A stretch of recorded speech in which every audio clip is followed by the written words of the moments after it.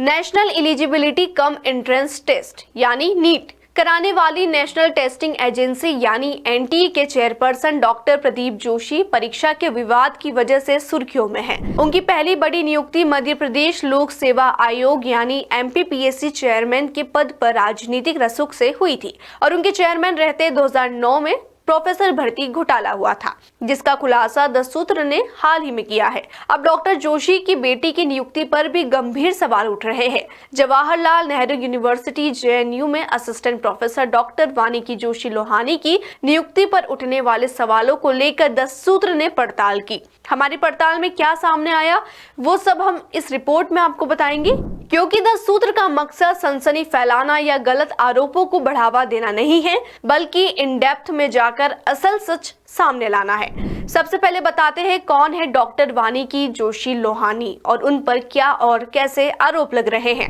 Doctor वानिकी फिलहाल देश की जानी मानी जवाहरलाल नेहरू विश्वविद्यालय जेएनयू में असिस्टेंट प्रोफेसर है। वो संस्थान के Atal Bihari Vajpayee school of management and entrepreneurship विभाग में पदस्थ है। डॉक्टर वानिकी पर आरोप लग रहे हैं कि वो 2012-13 में इंदौर के SGSITS में असिस्टेंट प्रोफेसर के पद पर नियुक्त हुई थी।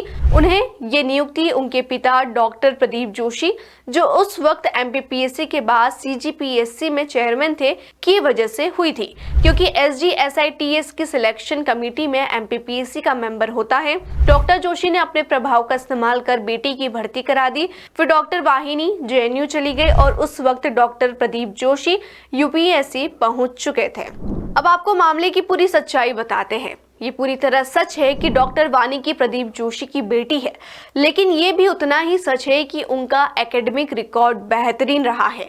वो प्री मेडिकल टेस्ट यानी PET में MP टॉपर थी। उन्होंने IIM से MBA और IIT से दिल्ली में PhD की है।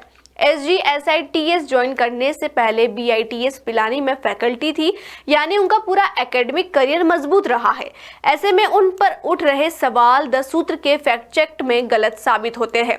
द सूत्र से खास बातचीत में डॉक्टर वानिकी ने कहा कि उन्होंने अपने पिता से उनके सरनेम जोशी के सिवाय कुछ भी नहीं लिया है। वो आज जहां भी है अपनी एकेडमिक परफॉर्मेंस की वजह से है, ना कि किसी की कृपा की वजह से है।